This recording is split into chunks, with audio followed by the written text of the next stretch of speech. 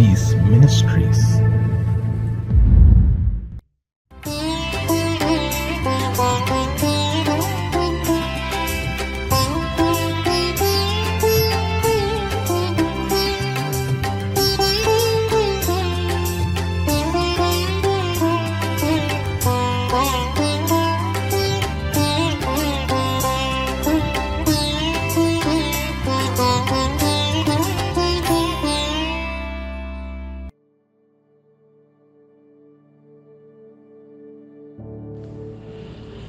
பிதாவாகிய தேவனுக்கும் குமாரனாகிய இயேசு கிறிஸ்துவுக்கும் பரிசுத்த ஆவியானவருக்கும் கொடான கொடி ஸ்தோத்திரம். சத்திய நித்திய வார்த்தையான தேவனுக்கு துதி கனம் மகிமை உண்டாவதாக.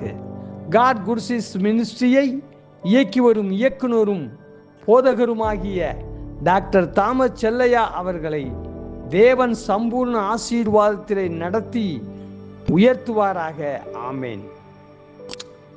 சமாதானம் என்கின்ற ஆவியின் கனியை குறித்து செய்தியை கேளுங்கள். தலைப்புக்குள் அநேக தலைப்புகள் இருக்கிறது, கடைசி வரை கேளுங்கள். சமாதானம் என்கின்ற ஆவியின் கனி நிறைவாக இரட்சிக்கப்பட்ட மனிதனிடத்தில் காணப்படும் போது உள்ளான ஆத்துமா மனிதன் கலக்கமில்லாமல் அமைதலாய் காணப்படும் போது அகத்தின் அழகு முகத்தில் தெரியும். சமாதானம் மனிதனின் முகத்தில் வெளிப்படும். சமம் பிளஸ் தானம் ஈக்குவல் டு சமாதானம். முதலாவது, மனிதன் தேவனோடு சமாதானமாய் இருக்க வேண்டும். இரண்டாவது, மனிதன் மனிதனோடு சமாதானமாக இருக்க வேண்டும். இந்த ரெண்டு காரியத்தை இந்த செய்தியின் மூலமாக நாம் கேட்க போகிறோம். யான் பெற்ற இன்பம் இந்த வையகம் பெருகட்டும் என்ற பழமொழியின்படி ரட்சிப்பு அடைந்த மனிதன் ரட்சிப்பின் சந்தோஷத்தை தானமாக மற்ற மனிதனிடத்தில் பகிர்ந்து கொள்ளப்படும் போது சமாதானம் இருதயத்தில் உதயமாகும். ஆகவே அன்பானவர்களே, சமாதானத்தின் எதிரி யார்? பயமும் திகிலும் சமாதானத்தின் எதிரியாகும். பயம் திகில் இரண்டும் மனிதனுக்குள் இருக்குமே என்றால் அவன் சமாதானமாக இருக்க முடியவே முடியாது. தேவனிடத்தில் கிட்டி நெருங்க முடியாது, ஜெபிக்க முடியாது, வேதத்தை வாசிக்க முடியாது. பயமும் திகிலும் மனிதனையும் தேவனையும் பிரிக்கக்கூடிய சமாதானத்தின் எதிரியாகும். 1 தெசலோனிக்கேயர் 5:23 படி சமாதானத்தின் தேவன் தாமே உங்களை முற்றிலும் பரிசுத்தமாக்குவாராக. உங்கள் ஆவி ஆத்துமா சரீரம் முழுவதும் நம்முடைய கர்த்தராகிய இயேசு கிறிஸ்து வரும்போது குற்றமற்றதாய் இருக்கும்படி காக்கப்படுவதாக. இந்த வசனத்தின்படி சமாதானத்தின்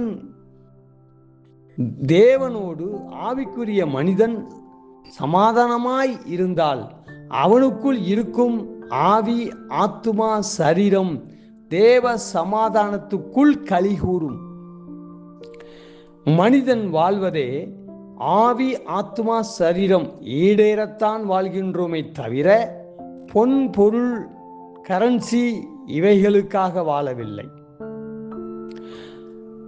தலைப்புக்குள் தலைப்பு. முதலாவது என்ன தலைப்பு என்றால், தேவனோடு மனிதன் எப்படி சமாதானமாக இருப்பது. யோவான் 14:27 சமாதானத்தை உங்களுக்கு வைத்து போகிறேன், என்னுடைய சமாதானத்தையே உங்களுக்கு கொடுக்கிறேன். உலகம் கொடுக்கிற பிரகாரம் நான் உங்களுக்கு கொடுக்கிறதில்லை. உங்கள் இருதயம் கலங்காமலும் பயப்படாமலும் இருப்பதாக. இந்த வசனத்தில் இயேசுவானவர் உலகம் கொடுக்கும் சமாதானம் என்றும் நான் கொடுக்கும் சமாதானம் என்றும் இரண்டாக பிரிக்கிறார். இயேசு கொடுக்கும் சமாதானம் எதில் இருக்கிறது? தொடர்ந்து கேட்போம். 1, ரட்சிப்பாகிய பாவ மன்னிப்பில் இருக்கிறது. 2 அபிஷேகம், 3 இரக்கமாகிய கிருபை, 4 மனிதனை பிதாவின் குடும்பத்துக்குள் இணைப்பதாகும். இவற்றுக்குள் சமாதானம் இருக்கிறது. உலகத்தின் சமாதானம் என்பது அற்பமான பாவ சந்தோஷமாகும். அது மாயை, மாயை. யாக்கோப்பு 1:14 அவனவன் தன் சுய இச்சையினாலே இழுக்கப்பட்டு சிக்குண்டு சோதிக்கப்படுகிறான். இந்த வசனத்தின்படி சுய இச்சை என்பது மீன்பிடிக்கும் தூண்டிலில் மாட்டியிருக்கும் இரையாகும். மாட்டுகின்ற மனிதன் பிசாசிடம் தப்ப முடியாது. தேவ சமாதானத்தை இழந்து சிக்குண்டு பிசாசினால் சோதிக்கப்பட்டு பழைய குருடி கதவை திரடி என்று பழைய வாழ்க்கைக்கு சென்று சமாதானத்தை இழந்து தவிக்கின்றார்கள். ஆகவே சுய இச்சையை களைந்து போட்டு தேவ ஆலோசனையில் நடக்கும்போது இழந்த சமாதானத்தை கர்த்தர் மீண்டுமாய் தருவார். 1 யோவான் 1:3 எங்களுடைய ஐக்கியம் பிதாவோடும் அவருடைய குமாரனாகிய இயேசு கிறிஸ்துவோடும் இருக்கிறது. இந்த வசனத்தில் யோவான் தெளிவாய் நிருபத்தில் எழுதுகின்றார். ரட்சிக்கப்பட்ட ஆவிக்குரிய மனிதன் பிதாவோடும் இயேசு கிறிஸ்துவோடும் அவரின் வார்த்தையோடும் ஜெபத்தோடும் இருக்குமே என்றால் தேவ சமாதானம் அவனை ஆண்டு கொண்டு வழி நடத்தும். யோபு 22:21 நீர் அவரோடு பழகி சமாதானமாயிரும், அதனால் உனக்கு நன்மை வரும். இந்த வசனத்தை யோபின் நண்பர்கள் யோபுவிற்கு வலியுறுத்தி பேசுவதை வாசிக்க முடியும். தேவனோடு ஆவிக்குரிய மனிதன் பழக வேண்டும், அதாவது ஜெபிக்க வேண்டும். முதன்மையாக ஜெபிக்கின்ற மனிதனுக்கு தேவன் தனது திட்டத்தையும் சித்தத்தையும் வெளிப்படுத்துவார். 2 ஜெபித்து தேவனோடு பழகும் மனிதனுக்கு சமாதானத்தை தேவன் இருதயத்தில் அருளுவார். 3 தேவனோடு ஜெபத்தில் பழகும்போது பல நன்மைகள் அவனோடு அவனை தேடி வரும். 4 ஜெபிக்கின்ற மனிதன் என்னதான் பிரச்சனை வந்தாலும் போராட்டம் வந்தாலும் சிங்கத்தின் தைரியமாய் இருப்பான். காரணம் ஜெபத்திலே அவன் ஆவியிலே தேவன் பராக்கிரமத்தை கட்டளையிடுவார். ஜெபத்தில் தேவனோடு பேசவும் வேதத்தில் தேவனை தேடவும் இருக்க வேண்டும். இன்றைக்கு விசுவாசிகள் வேலை வேலை அரட்டை குரட்டை இப்படி இருந்தால் எப்படி சமாதானம் வெளிப்படும், சமாதானம் உண்டாகும்? இச்செய்தியை கேட்கும் அருமையான தேவனுடைய பிள்ளைகளே, சோம்பலை களைந்து போட்டு தேவனோடு பழகி அவரோடு நாம் சமாதானமாக இருப்போம். அடுத்த தலைப்பு, இருதயமாகிய பேழையின் கதவு பூட்டப்பட்டு இருக்க வேண்டும். யோவான் 20:26 கதவுகள் பூட்டப்பட்டு இருந்தது. அப்போது இயேசு வந்து நடுவே நின்று உங்களுக்கு சமாதானம் என்றார். இவ்விதமாக இயேசு தனது சீசர்களை தைரியப்படுத்தி பேசும்போது சீசர்களுக்கு பயம் நீங்கி தேவ சமாதானம் உண்டானது. ஆவிக்குரிய பயணத்தில் இருதயமாகிய பேழையின் கதவு திறந்திருக்கும் போது பலவித பாவங்கள், அக்கிரமங்கள், மீறுதல்கள் உள்ளே புகுந்துவிடும். சமாதானம் இருதயத்தை விட்டு வெளியேறிவிடும். நீதிமொழிகள் 16:17 தீமையை விட்டு விலகுவதே செம்மையானவர்களுக்கு சமாதான பாதை. தன் நடையை கவனித்திருக்கிறவன் தன் ஆத்துமாவை காக்கின்றான். இந்த வசனத்தின்படி ஆவிக்குரிய மனிதன் சமாதான பாதையில் நடந்தால் சமாதானம் வரும்.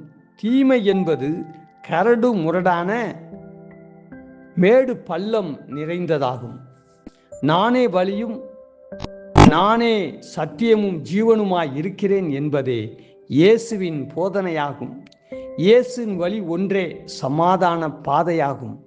ஆகவே சரீர மனிதனை அடக்கி ஆத்துமா மனிதனை வாழ வைப்பதே ஆவிக்குரிய வாழ்க்கையாகும். நோவா செய்த பேழையின் கதவை கர்த்தர் அடைத்தார். அதேபோல் ஆவிக்குரிய மனிதன் இருதயமாகிய பேழையின் கதவை கர்த்தராகிய இயேசு கிறிஸ்து அடைக்க ஒப்புக்கொடுங்கள். அடுத்த தலைப்பு, வேதத்தில் உண்டாகும் சமாதானம். சங்கீதம் 119 165 உம்முடைய வேதத்தை நேசிக்கின்றவர்களுக்கு மிகுந்த சமாதானம் உண்டு, அவர்களுக்கு இடரல் இல்லை.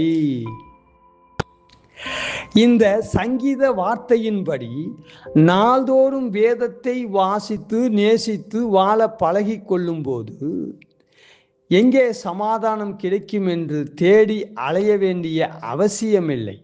ஏனென்றால் தேவனின் வார்த்தை அவனுக்குள் தங்கி இருக்கிறது. உதாரணத்துக்கு, ராணி தேனி ஈக்கள் தனது வாழ்நாளில் ஒரு முறை மட்டுமே ஆண் தேனியுடன் சேருமாம். ஒரு முறை மட்டுமே சேர்ந்த பிறகு ஆண் தேனி இறந்துவிடும். அந்த சேர்ந்த மறாவது நிமிஷம் இறந்துவிடும். அந்த ஆண் தேனி ஒரு முறை இணைந்து சேர்ந்து தனது ஜீவ அணுக்களை ராணி தேனி கர்ப்பப்பைக்குள் செலுத்திவிடும். அந்த அணுக்களை வாழ்நாள் முழுவதும் தனக்குள் வைத்துக்கொண்டு முட்டையிட்டு கோடிக்கணக்கான தேனீக்களை ராணி தேனி உருவாக்கி கொண்டு இருக்கும். இதேபோல் வேத வசனமாகிய ஜீவ வார்த்தை மனிதன் தனது இருதயத்துக்குள் உள்வாங்கும் போது தனது வார்த்தையால் இயேசு உங்களுக்கு கடாட்சணம் செய்து சமாதானம் என்னும் ஆசீர்வாதம் பால்போல் பொங்கி வரும். தேவனின் வார்த்தை பாலுக்கு ஒப்பாய் உள்ளது. சத்திய வேதம் தேவனின் முகம், சத்திய வேதம் தேவனின் அகம். அடுத்த தலைப்பு, யார் பாக்கியவான்?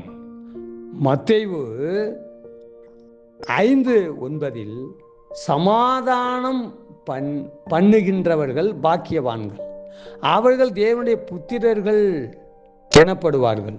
இந்த வசனத்தின் விளக்கத்தை இரட்சிக்கப்பட்ட மனிதன் தெரிந்து கொள்வது மிக முக்கியமாகும். பிதாவாகிய தேவன் தனது சொந்த குமாரனை 1 யோவான் 4:10 படி கிருபாதார பலியாக ஒப்பு கொடுத்து இயேசுவை சிலுவையில் அறைய ஒப்பு கொடுத்தார். இயேசுவானவர் பாடுகள், துன்பம், உபத்திரவப்பட்டு இரத்தம் சிந்தினார்.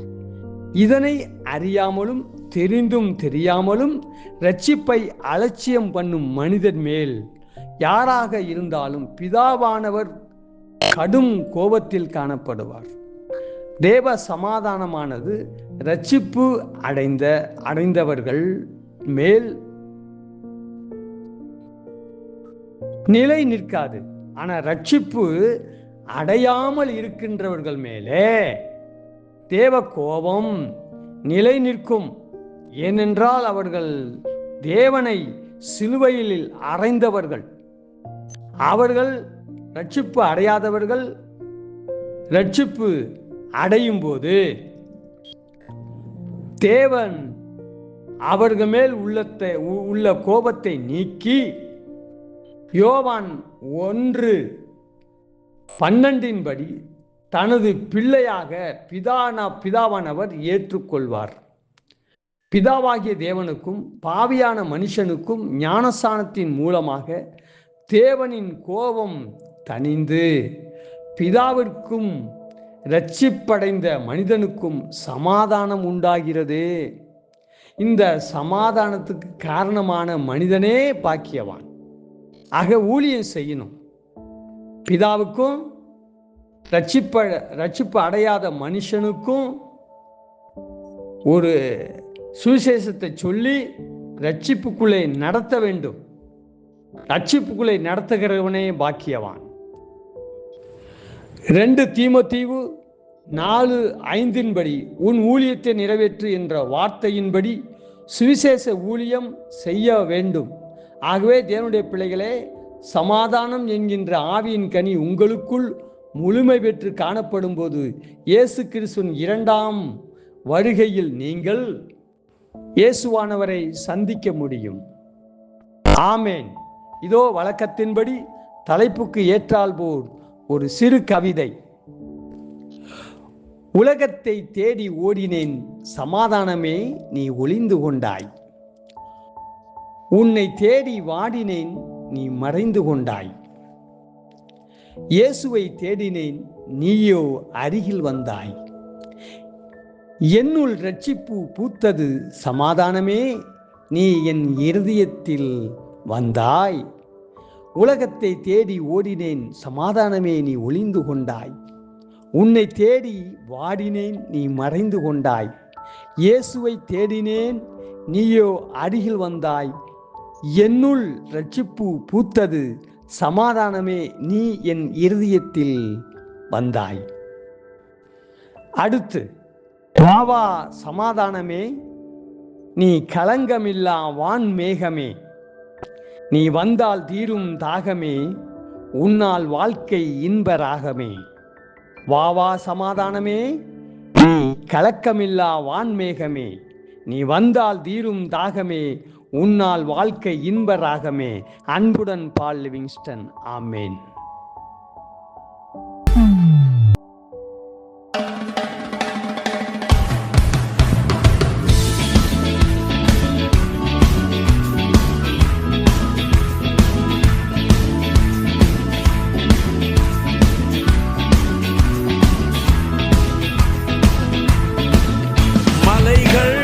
விலகி போனாலும் பர்வதங்கள் பெயர்ந்து போனாலும், மலைகள் விலகி போனாலும் பர்வதங்கள் பெயர்ந்து போனாலும், அவர் கிருபை அவர் இரக்கம் மாறாது எந்தன் வாழ்விலே.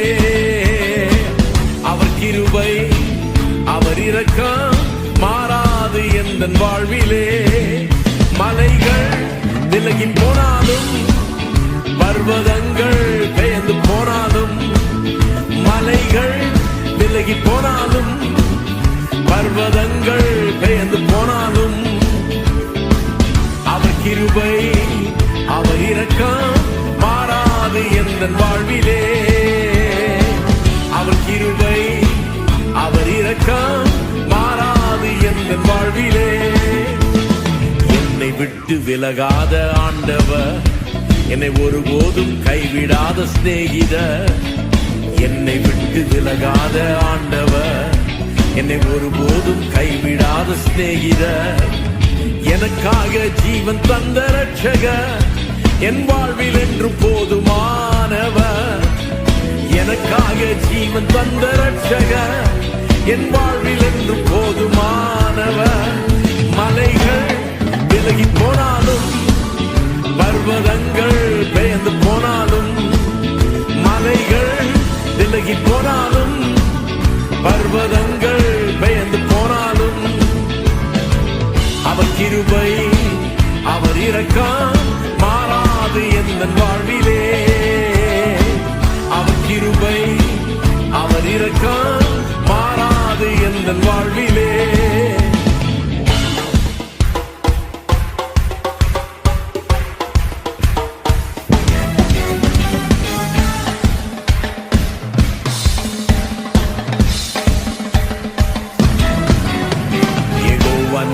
எந்தன் ஜெயமானவர், யெகோவா ஷம்மா என்னோடு இருப்பவர்.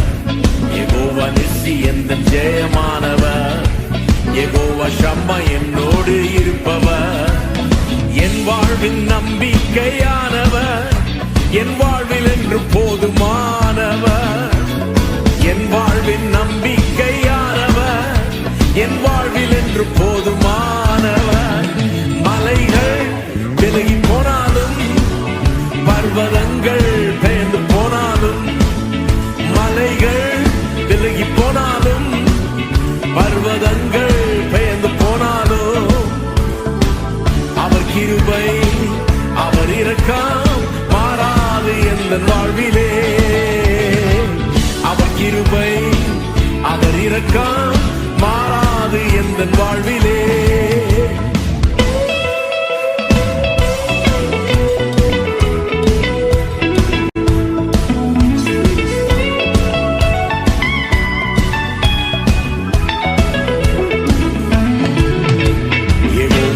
ராப்பா எந்த சுகமானவர், யெகோவா ரூவா எந்த மெய்ப்பரானவர், யெகோவா ராப்பா எந்த சுகமானவர், யெகோவா ரூவா எந்த மெய்ப்பரானவர்.